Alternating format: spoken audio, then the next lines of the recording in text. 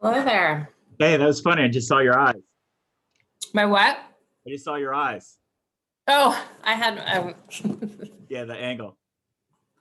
Yeah, how's it going? Good. How about you? A-okay. March 1st. I made it. Is that a thing? What's March 1st? No, we just have been so busy. Like January and February were so busy. I can't believe it's March Oh, right.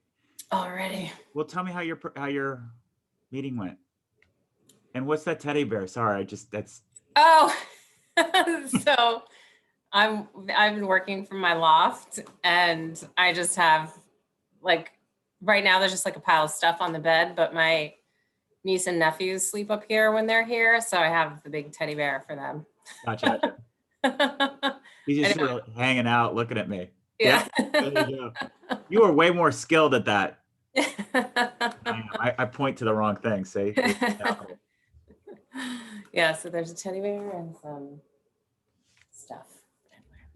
So how did so when our saga last concluded, the cliffhanger that we left on was we had to postpone a meeting because you were getting ready for your meeting with your president. I don't remember. Yeah, no, we I have to give him periodic updates. Mm-hmm.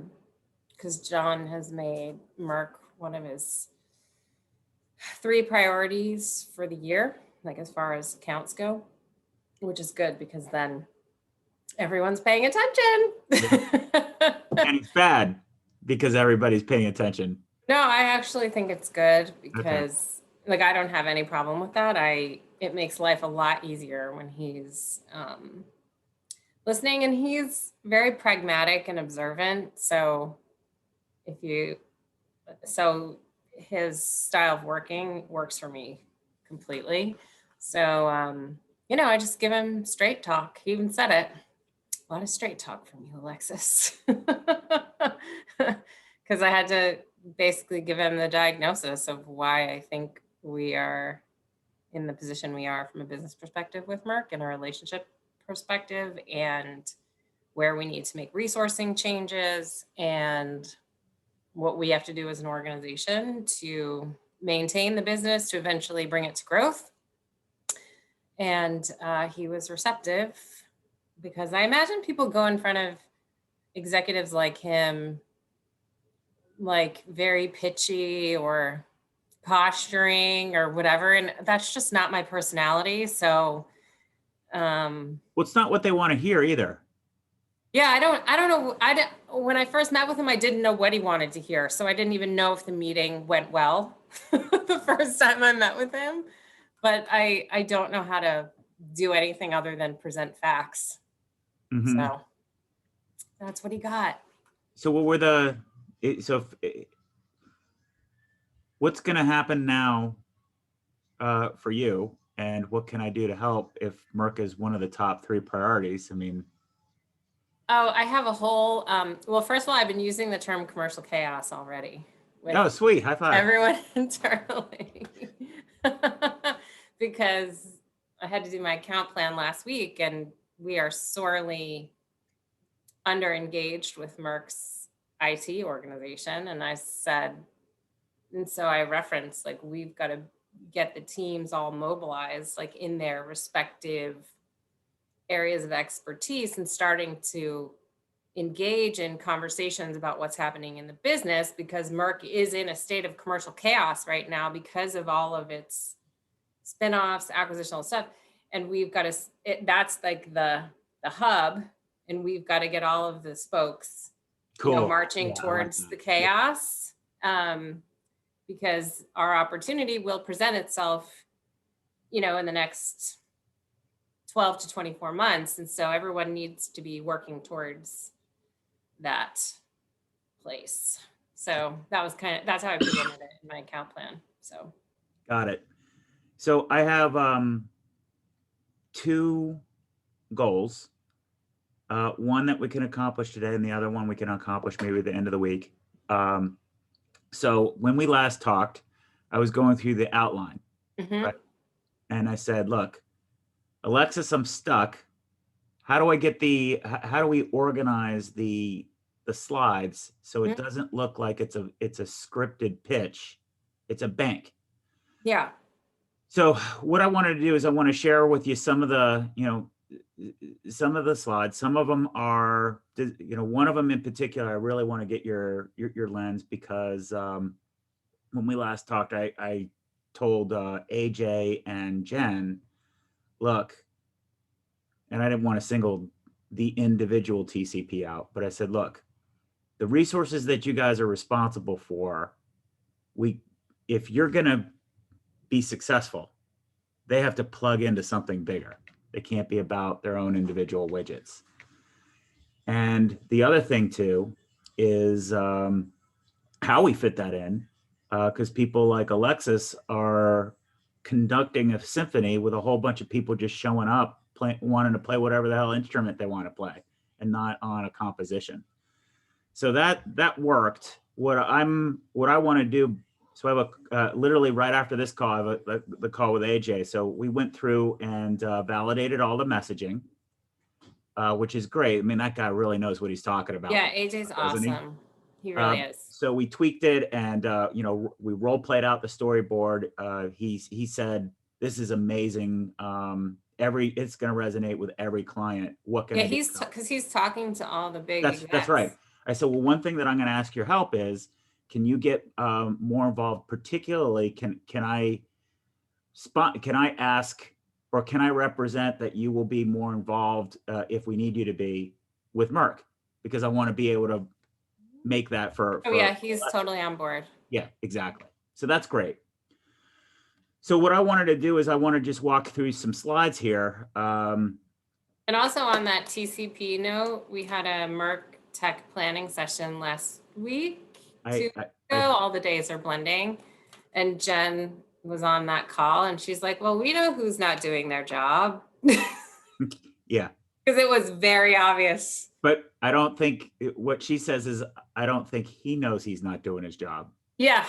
Like he doesn't care, quite honestly, because he's been getting away with a certain type of behavior for a very, very, very long time. And when you're on a call about tech strategy, but it was funny, like getting. Yeah. I got a lot of that feedback. I got feedback like that from like 5 people after that call. Huh. Well, okay. So what are they going to do about it though? That's the thing. Like, oh, we hear you, but we're going to let it keep going. I don't know. I mean, I've talked to his boss. So. David, yeah. David gets it. So, those are not things that are within I don't have the executive authority. Yeah, so let me share you my screen, because these are the things that I want to tease out, because that's probably the hardest part of my job is not having the authority. That's the thing. There are so many things. All right, let me just share my slides, and there's some ones that I've. But I told John we actually need a tech client partner on Merck. Actually need one, right? I said, we need one. Yes, we have a skill set problem and we need one. And he was like, well, who's doing the work? You? And I was like, correct. So whatever magical things happen behind the scenes. Okay, so I don't think we need to cover this. Like, just sort of some slides. So we had our first call trying to introduce this to the TCPs on Friday. Oh, why do you say trying? Trying. Was it hard for them to understand? We didn't know, right? So the issue is my challenge, or my feedback back to AJ and Jen is you have not provided me a spec of what you expect these roles to be. Because you don't have that spec, there are many forms a TCP could perceive their role to be. Shapeshifters. Yeah. It is reasonable to say, I'm going to be a product expert. It is reasonable to say, I'm going to be a technology architecture expert. Mm-hmm. Or it's reasonable to say, I'm going to be a business savvy tech expert. I Mhm. think we need the latter. I think you need number 3. Yeah.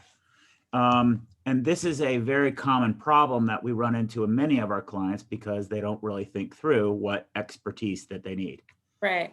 So we're trying to articulate it. So then the challenge then becomes, okay, how do I create curiosity to get people to want to lean in to do something different? Because part of the difficulty here is, we're talking about things like commercial ratio, and people are going to get nervous about that. How do we get them to be, look, it's okay, guys. We're not asking you to learn all of it all at once. We're asking you to learn how to have conversations about it. And it's the Yes. conversations about it is what creates the opportunity, not whether you know it 100% or not. Yeah, they need to start And throwing around SG&A. your opportunity is, and you should sort of remind people, this is a measure that was pulled during COVID. Nobody can have the definitive answer. Yeah. And then the flip side is you can ask your clients questions like, what are you doing with COVID? How is it possible that some of your drugs revenues are increasing, but your salespeople don't have access to doctors? And shut the fuck up. Yeah, exactly. So when I say trying, it's my scope of my engagement right now is just on the message. Oh yeah. No, Right. I was just curious what your No, experience it's good. is. It's a good question. It's one of those things where I have a tremendous amount of empathy of like, how do we visualize some of these challenges Yeah. and make them real, just like what you were talking about. So this isn't, so we said, look, you have a choice. You can either be a CRM choice or an alternative to Viva, Yep. respond to demand, or we can learn how to create demand. So these are the choices. We're going to talk about the green. Super easy to Yeah. like. This is a very easy concept to. It is and it isn't. Hopefully, no one had to try too hard on the receiving end. Depends on who you're talking to. And you've seen these, right? I think I can do more to make the concept of we need to work backwards from finding money. I think Yeah. a few slides here, but once the talk track edit, then this makes sense. We've talked about this. And with sort of the strike zone, let's identify where our strike zone is here so that we, if we're over here pursuing opportunities down here, we're not creating demand. Right. And we're not saying that we need to go do a major business transformation for everything either. Yeah. So then here's some feedback. Look, I've done the work. I've had some conversations with your clients, not with the breadth of your capability, and here's what they are. Okay. Now this is Okay, so that fits into the strike zone. Okay, good. yes. And I don't know This whether is I've good. given you the update here. So there's like what I'd want to do is figure out how we match these to stakeholders that you could be talking to. Yep. All right, but at any rate, this is so true right here. This is something that I need to. Here's my vision behind it. I had this picture in my head after our last call, so super excited to share it with you because I'm like, man, I only have perspective of how complicated it is to just get the right message from a technical specialist to a technology client partner and what Alexis is trying to do. I have no idea what it's like with all the other sets.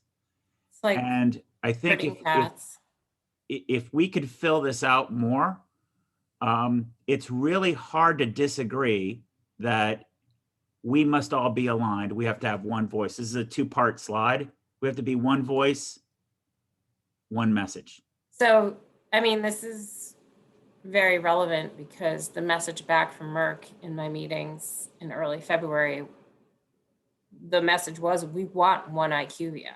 Mm-hmm. And that is a message that resonates with John Resnick in terms of all of the teams. Like a lot of the people on this molecule here are on the same team. Like they all report up through Jovan and they don't act like one IQVIA. They're all running around like a bag of marbles. So this resonates with what John is expecting of the organization and what our clients, Novartis and Merck, are asking for this. And I'm sure a lot of others are. Well, it's sort of simple, right? If you were having a deck built, you'd want one person to talk to. You wouldn't want 42. 42 different people telling you that the other guy was wrong and you should listen. Oh God, I know. I mean, it's sort of intuitive. I think the issue though is in order for this to resonate more, I need specifics. So I color coded based on what I put out. And my message is, look, if we're going to go to the GAD, so that's one of the things that we're going to talk about at 2:00 is the initial reaction that AJ had was, let's roll it out to everybody. I said, no, no, no, no, no, no. That scares the crap out of me. Mm-hmm. You roll it out without people getting traction on, they're going to ruin it. And then people are going to think the message sucks. Mm-hmm. We have to roll it out for people who, To be methodical. Exactly. And then also the people who can plug into it. Like if we roll it out, and then somebody represents it to a GAD incorrectly or doesn't, can't anticipate what kind of pushback that they're going to give, Yep. then it's ruined. So part of what what I want to do is I want to make sure this is super empathetic. So, so this is you, right? Yay.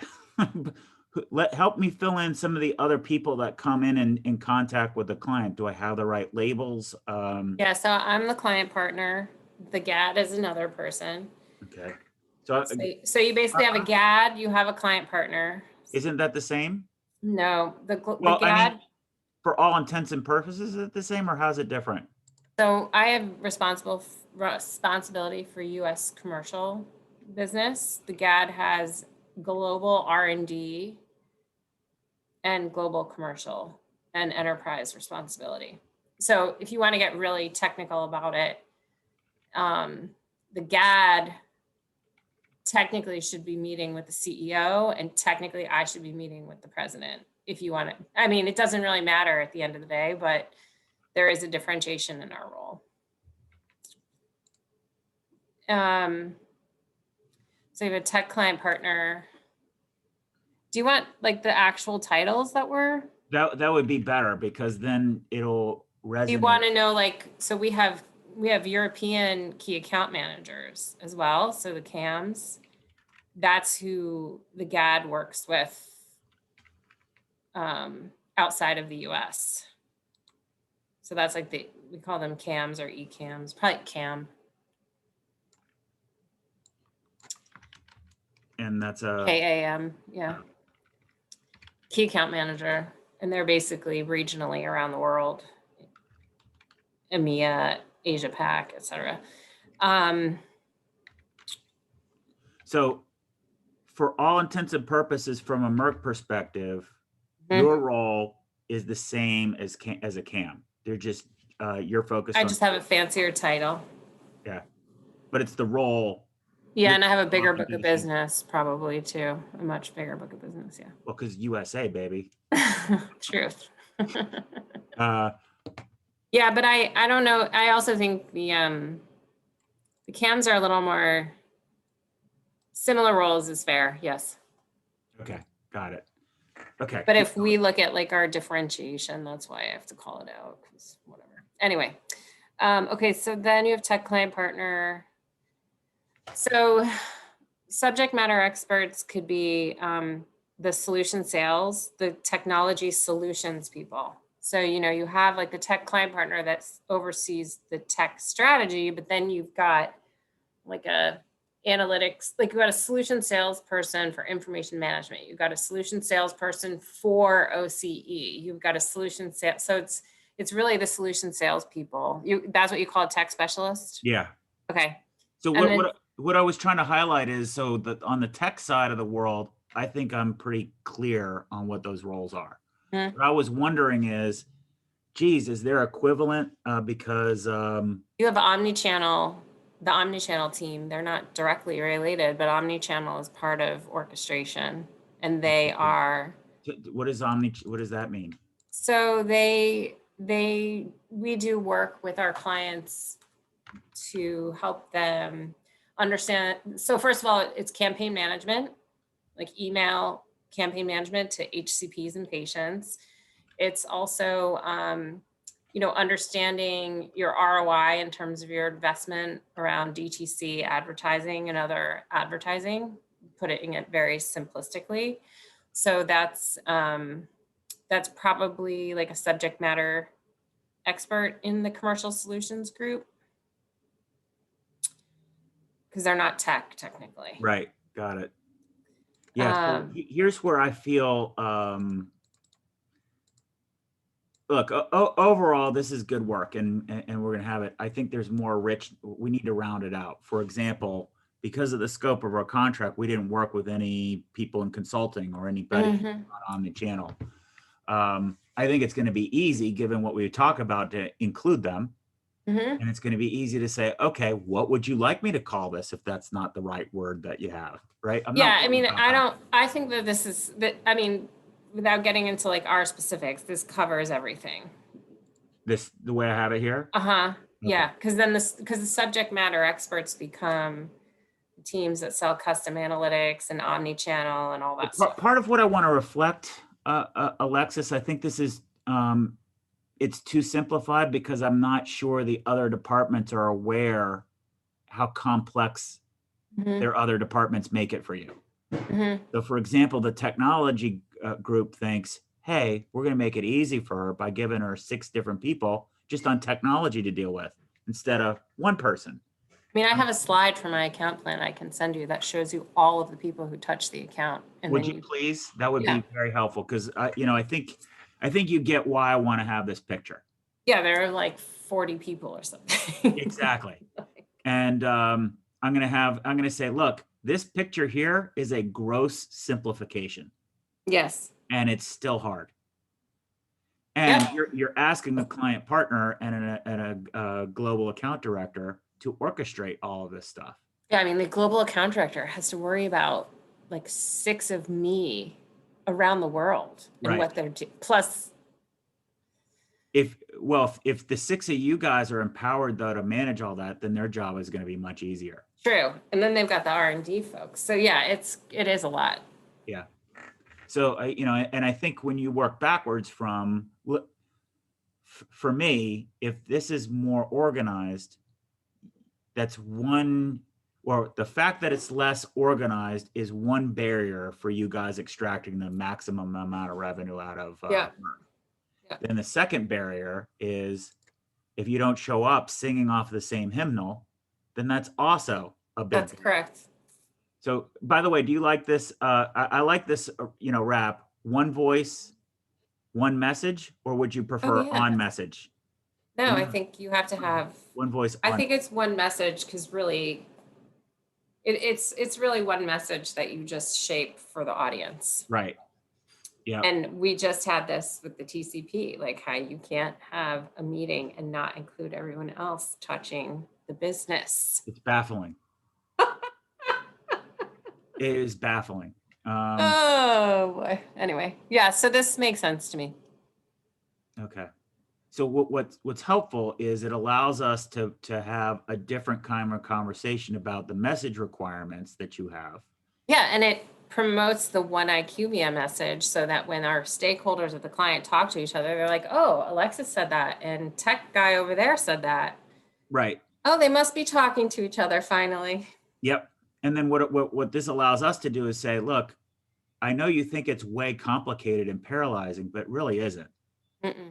What we have to do is just recognize that these are the elements to get on message, and we need a Yep. message strategy to be able to do it. Yep. It's not scripted pitches that Nope. will not work. We Nope. have to empower our client-facing partners or client partners Yep. with that. Yep. So she's got to have a plan, and then we have to find a common way to feed into that. She's responsible ultimately for the plan, but if we don't have some structure for it, then everything that we could do is going to be massively inconsistent. Mm-hmm.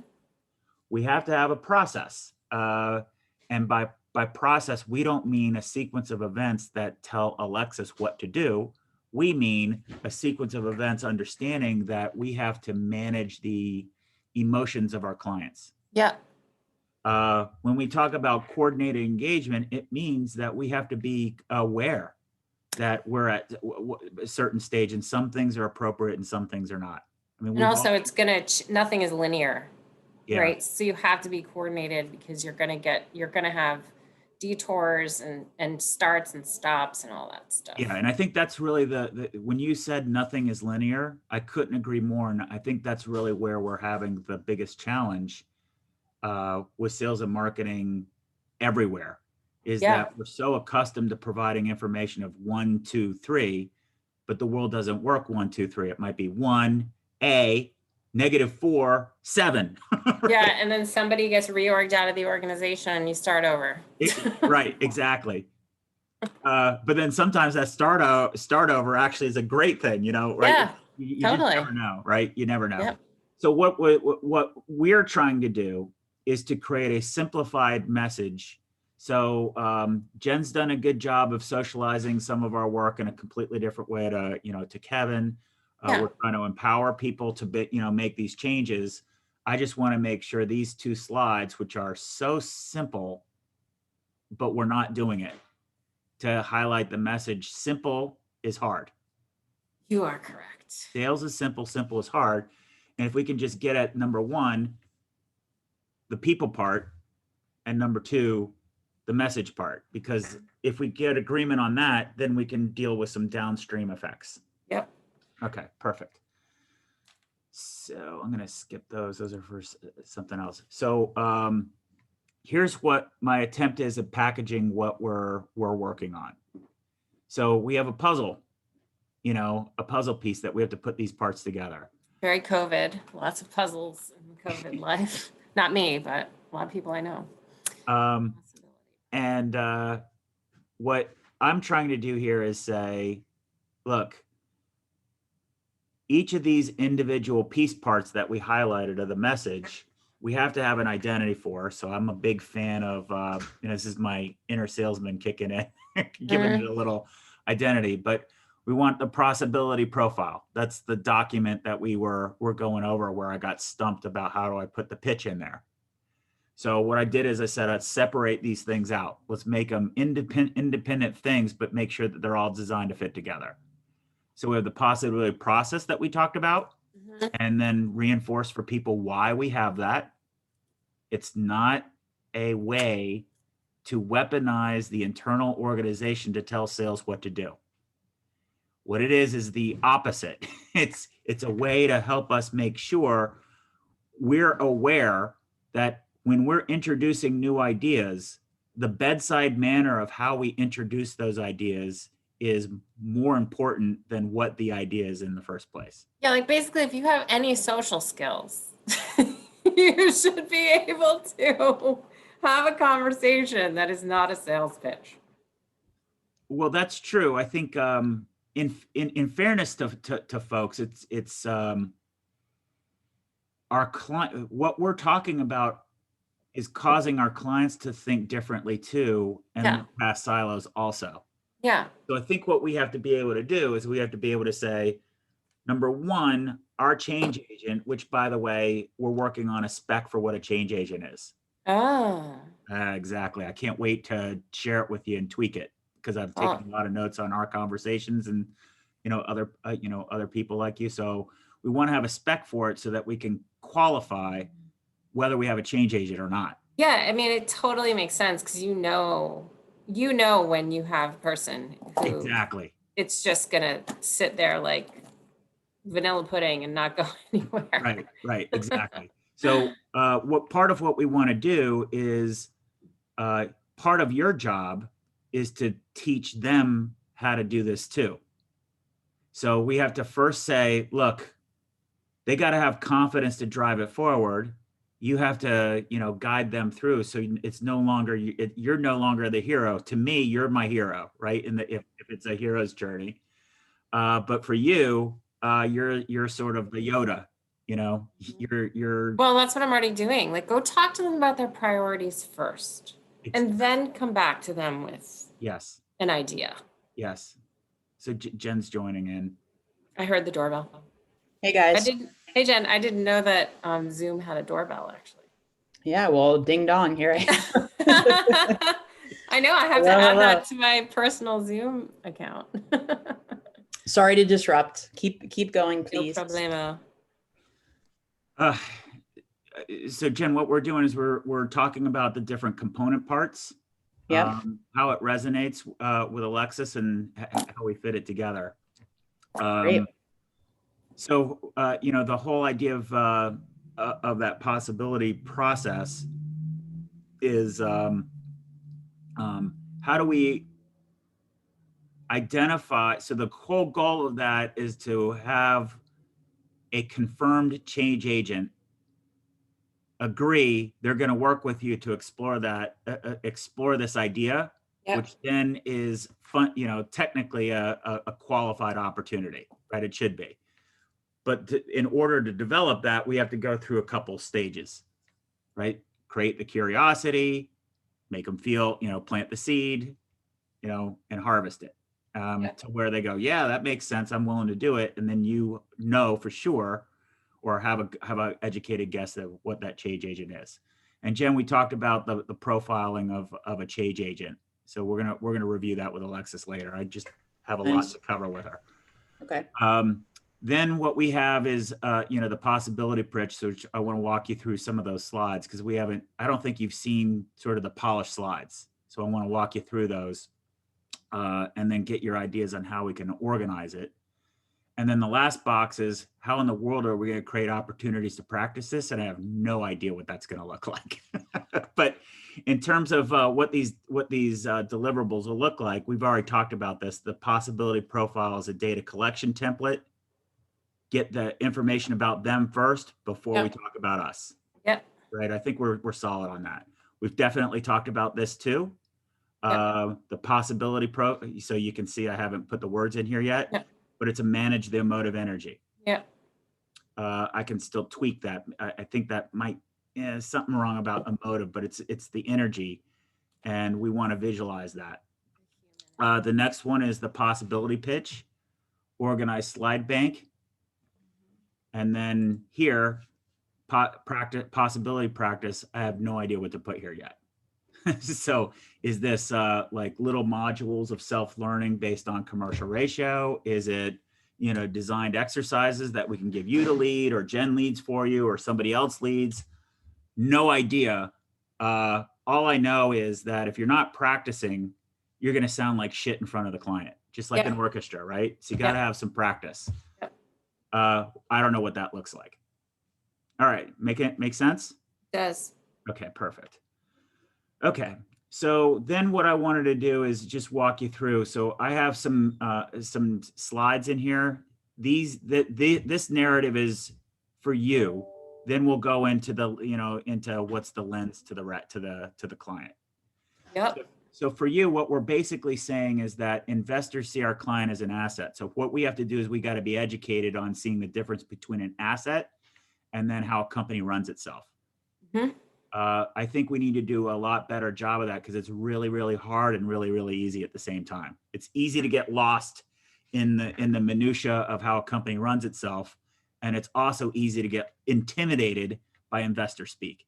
But at the end of the day, investors are really only looking to whether they buy a stock or what we get as a return on investment. And the only lever that you can pull with the commercial part is productivity. And then we have a great wrap for it. So let's help you simplify that. Mm-hmm. And then, make sure that we can provide as much evidence about how investors really think, because when we did this with TCV, we learned that people inside a company have a lot of assumptions about what investors think that are just not true. So how do we help that? And the more you do that, then the more powerful you are to your clients. Right. Because they don't have that chance to think about that. So then, of course, we talked about, look, in order for us to develop this opportunity, we have to create what's possible. So just a little graphic. We break this down into gates: prepare the soil, plant the seed, nurture the opportunity. Mm-hmm. We've talked about this. I don't think we need to dwell on that further. Yep. This is, I'm really proud of this picture. What we ran into is while we were working on this message, you guys have come out with the, Jen, what is it called? The story about intelligence? Oh, connected intelligence. Connected intelligence. Mm-hmm. Jen, you're on mute, by the way, if you're... That's AJ's thing, yeah. So the connected intelligence story. So what I tried to do is create space so it didn't seem like it was competing. And if you break down a business, it makes medicines and cures patients. Well, there's the portfolio side of the company where it's doing R&D and manufacturing. And then there's the communicate and distribute side, which is the commercial part. The good thing about this is we've mapped all of these to where you'd find the information. Like we can know for sure how much Merck is spending on its manufacture. And I tell you where to go get that. It's in the balance sheet. It's in the PPE. We can know for sure how much they're spending on R&D. We can know for sure how much they communicate and distribute. And we're saying this picture is for this. Now, we designed this so that our message can be modular. So it's not like you build one thing. This is the message for the commercial side.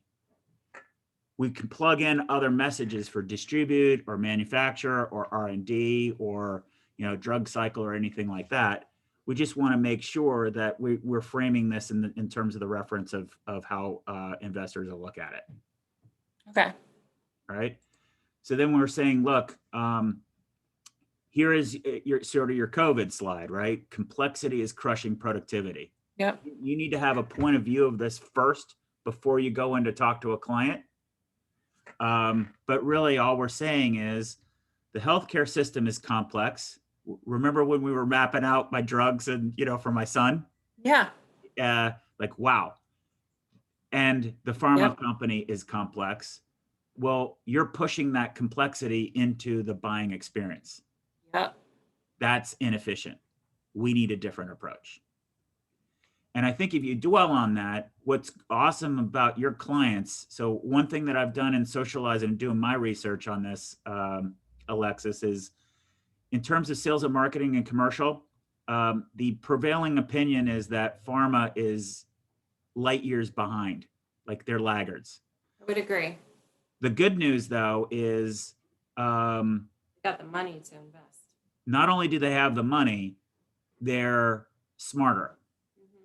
So what we're going to bank on is this is a very logical, cerebral argument. And I think we can keep tweaking it to make it feel more like, this looks like the healthcare environment, like we're leaning into the reality and says, you don't have to be paralyzed by what you've always done. For the love of God, look at your guys' industry. You've taken a drug that normally takes 5 years and you've got 3 companies with vaccines. Yep. You know how to do this. Yeah, you can basically take those little pegs out and replace them. With what? What could I replace? I don't know, it was something more efficient. I mean, I think it speaks to the... Oh, I see what you're saying. Right, yeah. Like they've done that basically with making medicine, whatever the... Remove the barriers. Yeah, whatever barriers, you can definitely plug and play with all of this. So yeah, makes sense. So then what we're introducing is, look, that inefficiency can be measured. Mm-hmm. This is a scorecard. Here's the measure. It's a commercial ratio. Right. Here's the source of it. This is and I think it's important to say this came, TCV built this during COVID, for COVID. This is from COVID, for COVID, here's the problem that addresses. That tends to resonate. Then here's the commercial ratio reveals inefficiency. So here's how here's how you calculate it. This is your guys.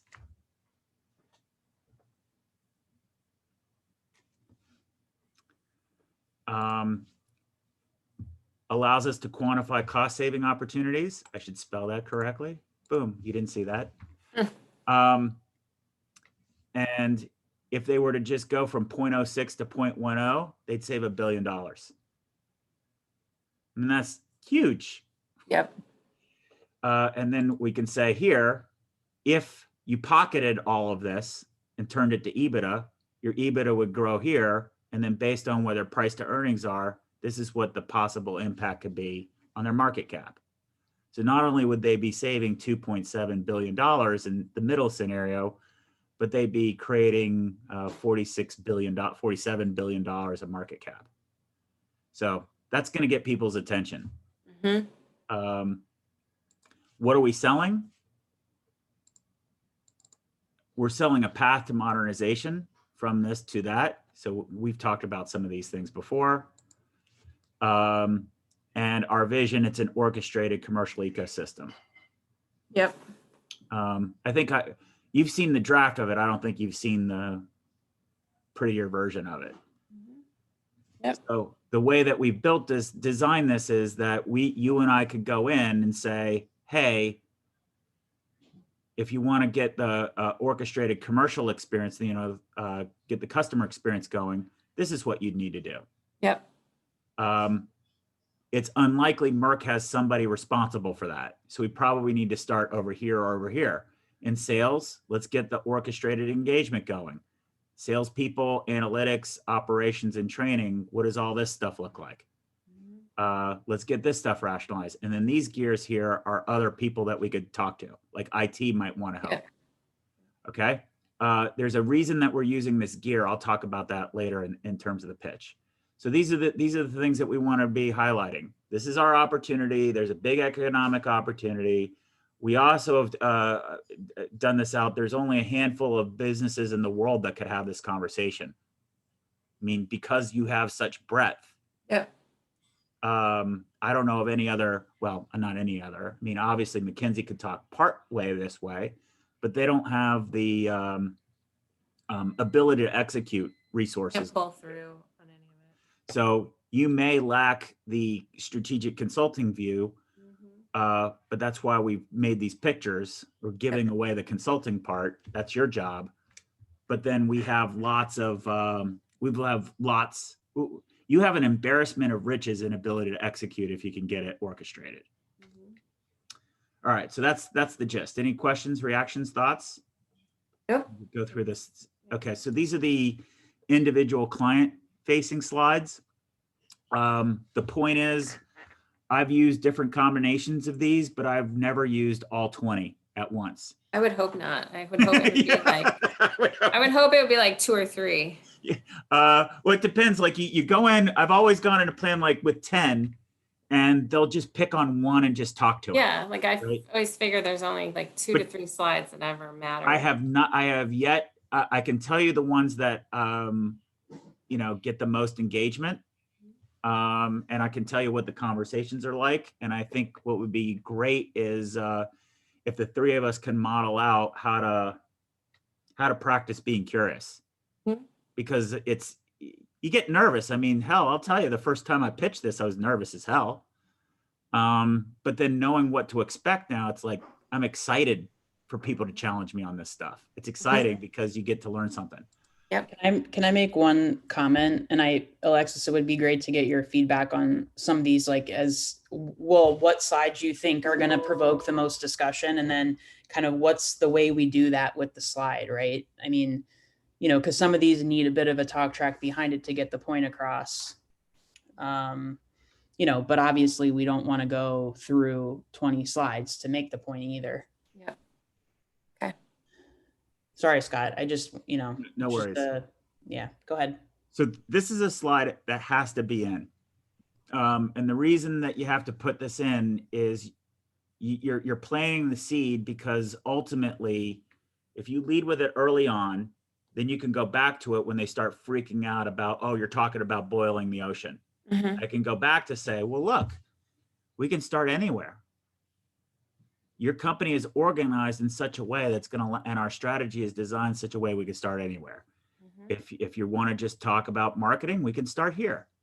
And then make sure that our thing's designed. I want you to be confident that it's designed to plug in either the therapeutic area, which we can type in here. What should I put here, Mr. Client? And then what group should we go after?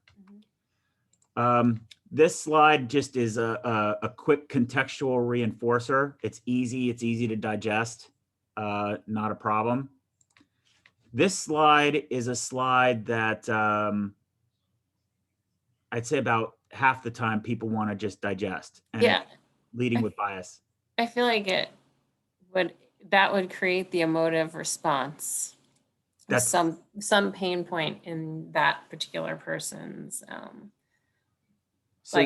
IT would be like, oh God, they're constantly on me about the systems, or marketing's like, I can't get insight into what the MSLs are doing, or whatever the case may be. You're hitting the nail on the head. What's difficult,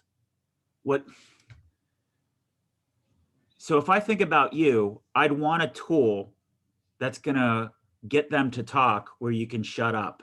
Mhm. The difficulty is that creating a slide that is designed exactly to do that is really uncomfortable for people who feel like they have to know everything. Mhm.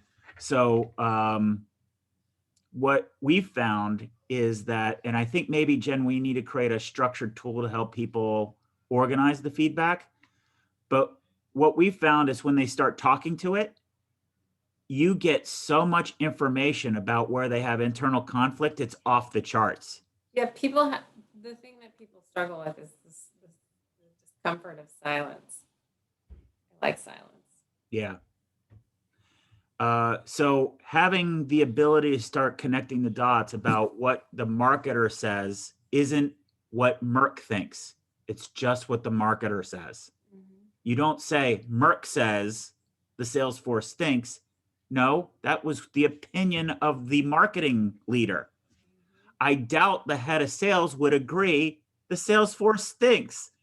Yeah, you're His looking. opinion might be that marketing stinks. Mhm. So you have to have some discipline to listen and hear that they're being biased. And that's why we put the word bias on the table. That goes back to your intel gathering. Yes. And also what we're learning is these guys are all getting trained on sort of cultural biases. So, the whole, whether it be women or race or the cultural stuff, they're all getting trained on that sensitivity. No one's talking to them about the biases that their peers might have for their lenses. So it allows us to piggyback on stuff that they're already learning, and then just asking them to think about the English to English translation problems between finance and IT, for example. How data might mean something completely different to finance than it might mean to IT, it might mean to marketing. Yeah. But me and myself and our control director of finance have very different points of view Yes. on things at IQ. Yes, I know what you're talking about. Yes.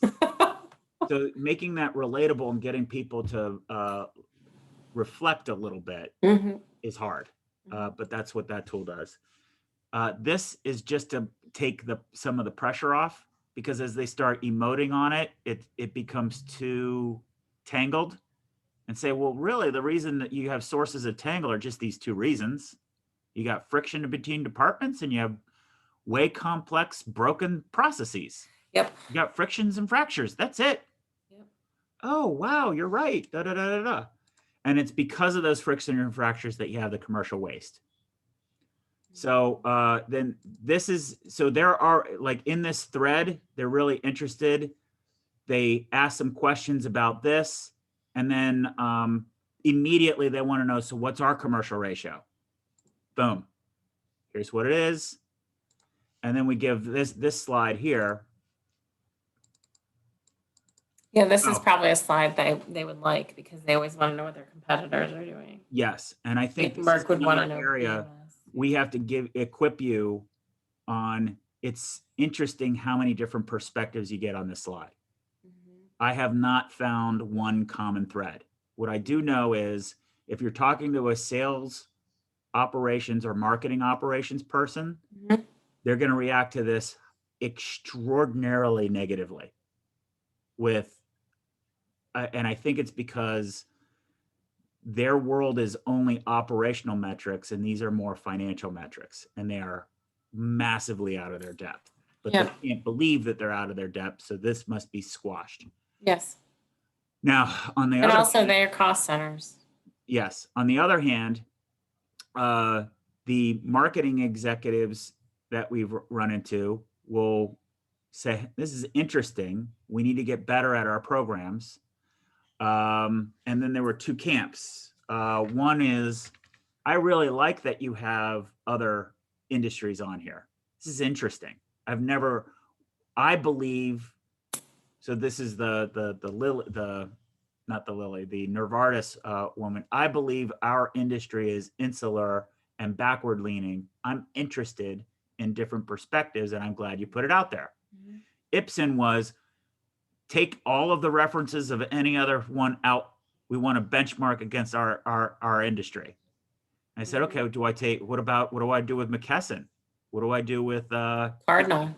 Mhm. Cardinal, right? How about those? Those are your industry. No, take Yeah. those out. It's like, well, I'm going to leave them in. And the reason I'm going to leave them in is because you have to, he's like, well, you're comparing apples to apples. Like, we're not. This is a ratio. This is saying McKesson is far more efficient with their sales and marketing resources than you are. Well, what about their margins? This doesn't factor in margins. This I know is they have to think of it spend. as these are some of the largest companies in the world. Yeah. And then we throw in there, look, there's some companies like Zoom, Amazon, and Google that are benefiting from the whole COVID world, Oh yeah. you know? And look at Zoom, like they can't get out of their way fast enough. Zoom has a doorbell now. Exactly. They got the hot seat. But they have different problems. Yeah. Getting out of your own way is hard. So then we talk through, the commercial ratio, these metrics, having conversations about what's the logic between here and here.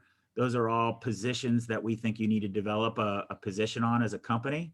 Yeah, there's definitely training required. Yep. I also would want to recommend that you guys have some expertise, because you have so much data I'd like to see modeled. This picture works. Put it up. Talk about other things while it's up. What it does is it lets them cement, oh my God, our world is really messed up. That's the technique. I had this in mind. Look, here's what we're talking about. So our solution is number one, orchestration is a strategy. To go from here to here to here, we need orchestration. What's orchestration? It's connecting the dots between people, technology, information, and process. Yep. You want information to give you insights. You want process to give you predictability. Yep. You want technology to give you consistency. You want people to drive performance. Yep. You need all of these. Sense. Makes sense to me. Yeah.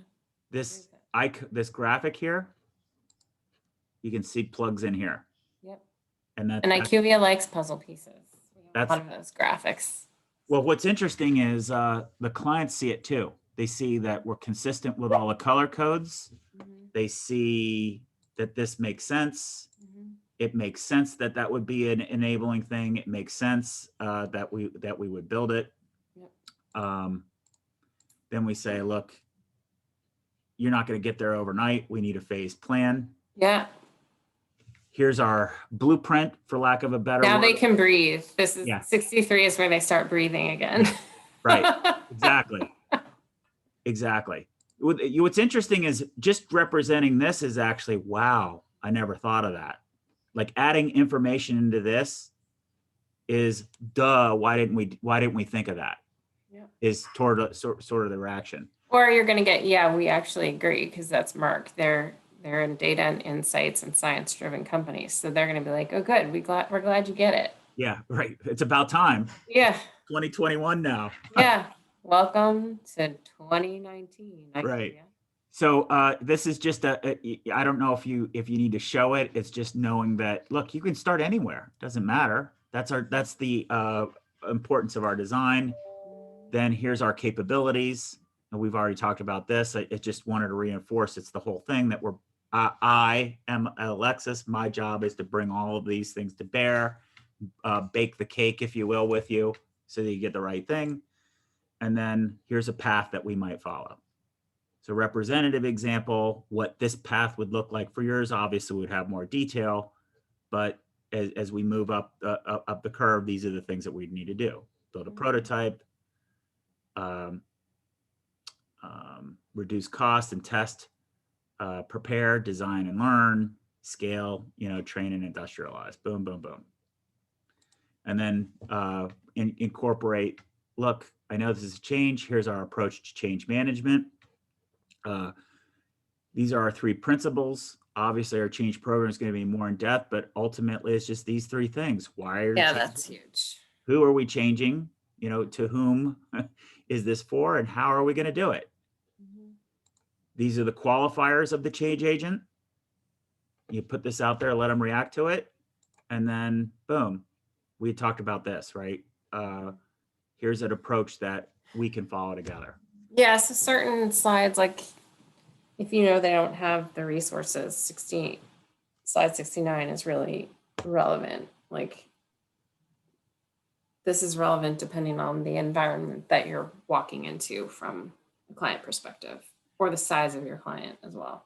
Well, what I would envision as sort of a next phase is to get, so we should know how people are going to answer this, or not know 100%, but we should be able to know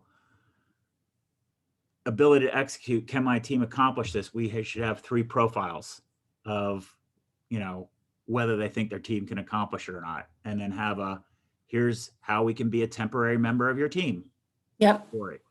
Opportunity. Yeah, and if we like do this, Merck, it's important that we position ourselves as an extension of their team. That's what they ask for. Exactly. And doing that is easy to say, super hard to do when you have your team is focused on itself rather than focused on Merck. Yeah, and what we have to be able to do is explain kind of the governance of how we become an extension. We sometimes have to tell them this is how we because they're asking for it. They don't know exactly how to do it either. Right. So in this one, it's how do I give my change agent the slides that I can use inside to say, okay, if we do this, what won't we do? So there's some discipline.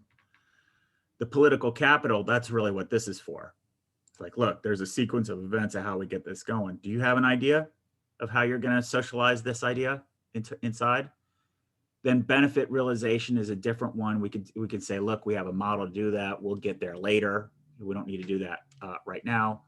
And then let's talk about potential cultural barriers so that we can be evaluating that as we move forward. Obviously, we can make this more complete, but then I think we lose the value of just having the most common buckets that people perceive as risk. It makes sense to me. I think it's a training issue on our side with some of it because it's just new nomenclature, but yeah. So my thoughts are, and we gotta bounce it at 1. If we can set up a call on Friday to, you know, pick up and connect the dots, I'd appreciate it. What's in my mind's eye is I think if we gave you a structured tool so that you can manage your resources internally. Here's sort of the chicken and the egg. We can't wait to train other people, but I can equip you with the song sheet. Yep. Here's what I expect of you. Yeah, and then it's AJ, and I mean AJ has to determine the resourcing. Like the way I think of it, that if we get the go ahead, we need a PMO immediately. Yeah. And what does a PMO look like? Yeah. Exactly right. We need a PMO that can do this. I'm doing it right now on something else. I have a PMO that's putting the storyboard together for my big thing at Merck right now. So. Perfect. Awesome. Well, okay. Thanks. Can we pick this up on Friday? Sure. Yeah, I'm going to send you that slide for my account plan. With Please do. Right. The 40 people I work with. So Jen, what we're talking about as I walk through this, and this is good because we're going to talk to AJ about this like now. We were walking through this slide. Yes. And I said, look, Alexis, I need help to make this accurate. She's like, well, this is about what it is. It's like, I know, but I'd like to have a picture of what it really looks like. This is too simplified. Of that. So she's going to give me the exact people. So it's going to be like over 40. Awesome. I think it's probably close to that. Well, that makes sense. And herein lies the problem. Yeah. Yeah. So yeah, exactly. Cool. Okay. All right. I'll send you my availability for Friday. Excellent. Okay. All right. Slide. Thanks for your time. And I'll send you these slides too, if you want. Sure. Yeah. Awesome. Perfect. All right. Good luck in your next meeting. Thank you. Bye. Bye.